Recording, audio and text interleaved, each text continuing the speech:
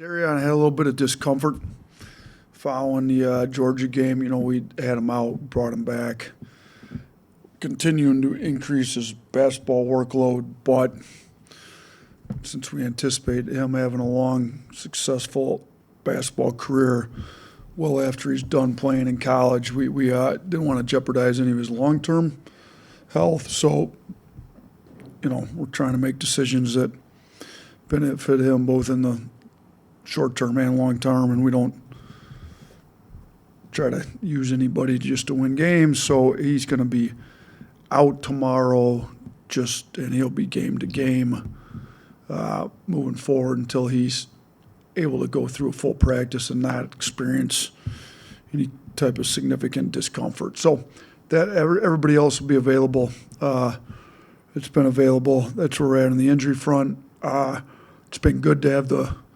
bye game. We had a week between games. I think some guys got rested. We had a lot of guys banged up against Georgia. So, I think Mo D looked a lot better today than, he had a little banged up, so his minutes were a little low. Thought a lot of guys got fresh. So, I think, biggest thing for us with this bye week was getting guys physically healthy, mentally recharged, refreshed. Thought we had a really good practice yesterday and today, both after having an off day on Wednesday. And we're going to need it. We got a tough two-game road trip in front of us. Arkansas is playing significantly better than they were just a couple weeks ago. I think that the win at Kentucky certainly helped get their confidence up. They've won back-to-back road games at Texas, and they look pretty dominant for most of that game. They're a different team now, and Boogie's a really good player. We obviously recruited him, and I got a lot of respect for his game, but it seems like some other guys have kind of been able to get going a little bit. Maybe they found their flow a little bit after his injury. Janelle Davis, very good player. Him and Youngblood were co-player of the year in the American last year. He's been averaging 14 since Boogie went out. Seems like he's playing a little better.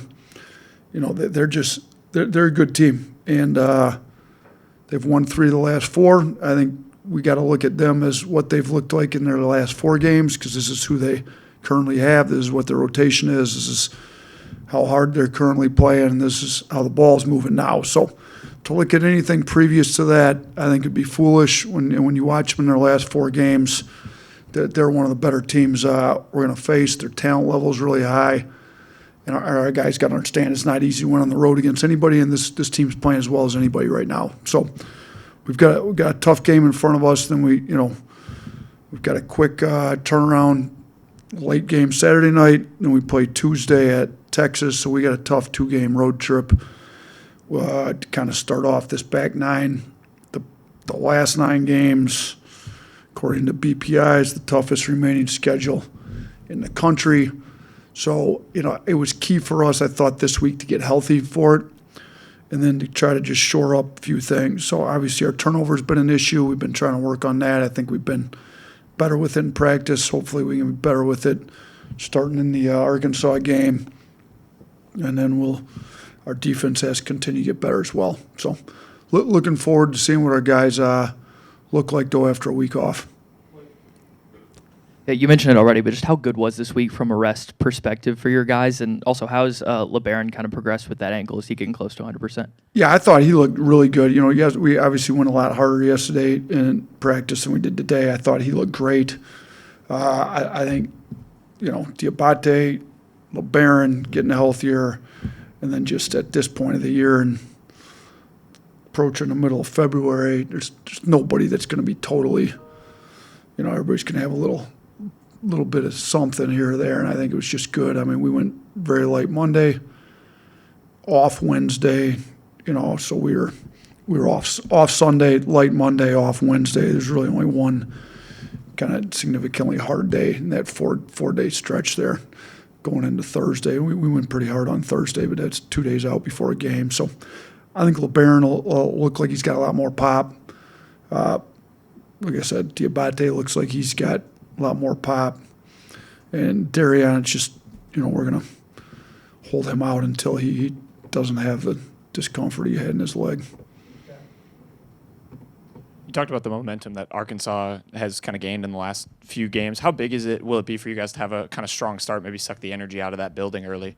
Yeah, their fan base, I mean, we played in there. That place is loud. I mean, I think Auburn's probably the loudest place in the league, but that when they get it going at Arkansas, they rival it. We've had some, really good games there, come out on the good end and the bad end both. So, on the road, it'd be great if we could have a great start and kind of quiet them early. But they got good fan base. They got good basketball people. They understand what game's about, and I anticipate them having a good crowd there after the way they've been playing these last 4 games.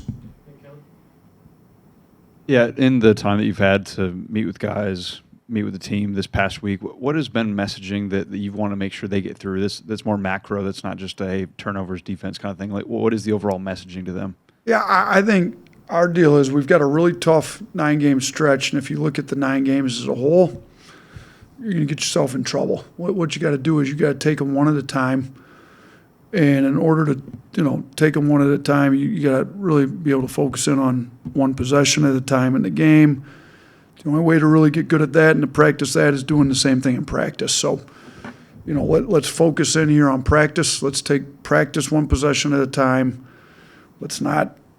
We know what the big picture is, and the big picture was we needed to get ourselves mentally and physically fresh this week without getting rusty.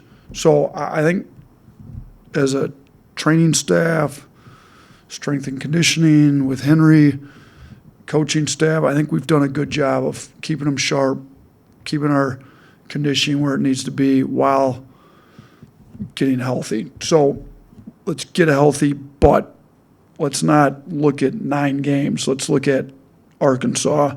How do we prepare for Arkansas? We have a great day in practice today. How do we do that? It's every play, it's every drill, it's just be where your feet are. I know it sounds cliche, but that's really what we got to do. We can't look at the next 4 weeks. We got to look at the next 1 game and just focus on that right now. You've talked a lot recently about the importance of cutting down on offensive turnovers. Defensive turnovers, you guys are 15th out of 16 in the league, averaging about 10.5 per game. Is that a big part of the emphasis as well?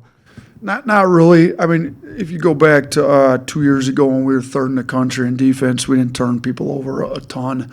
Different defenses are built different ways. We're a little bit more of a force tough shots, effective field goal. Now, if our effective field goal percentage isn't great, forcing a lot of tough contested twos, and you don't turn people over, you're not going to have a good defense. So, if you kind of look, some of the teams in college that do force a lot of turnovers have great defenses. Their field goal percentage defense isn't always the best, so you can kind of do it different ways. We've got to get better. I think last I looked on KenPom, I think we were 6th maybe in conference-only games. Is that correct?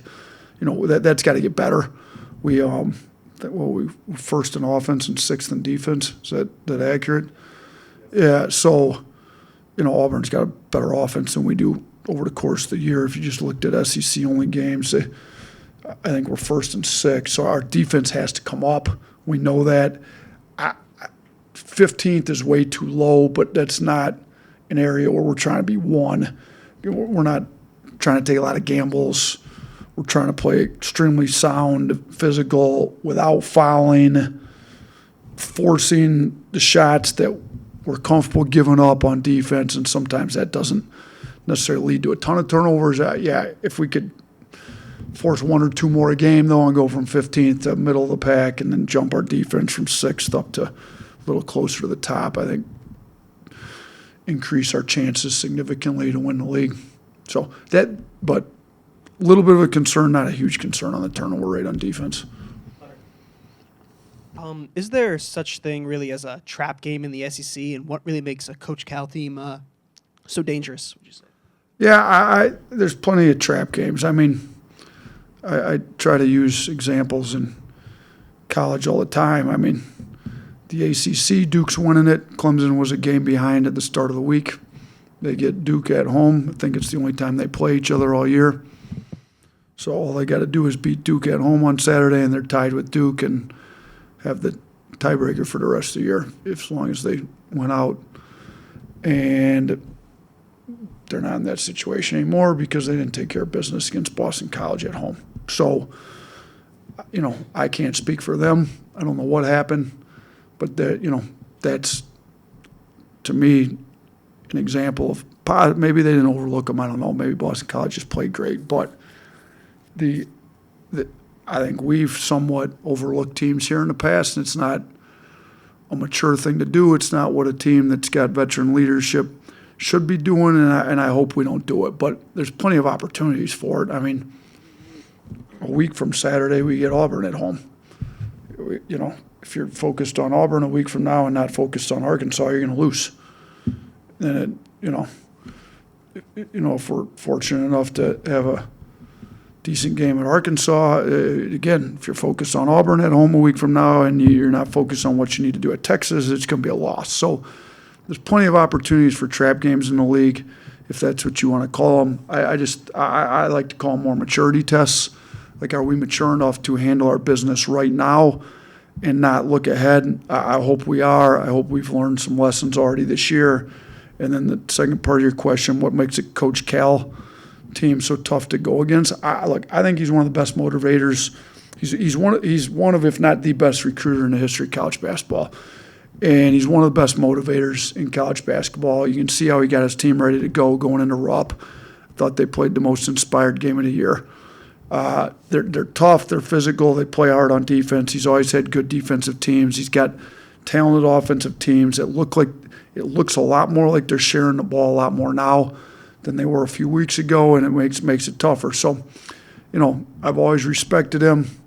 When I was a high school coach and he was at Memphis, I went down and even studied him when he was running dribble drive, and he had Derrick Rose. I thought he was very innovative at the time, and I think he knows how to put his guys in positions to win. And they're usually a hard playing group that it's tough. They get on the old boards, they guard you, they turn you over. Their defense is tough, physical, aggressive again, and they're going to be motivated to play coming back home after getting 2 good road wins.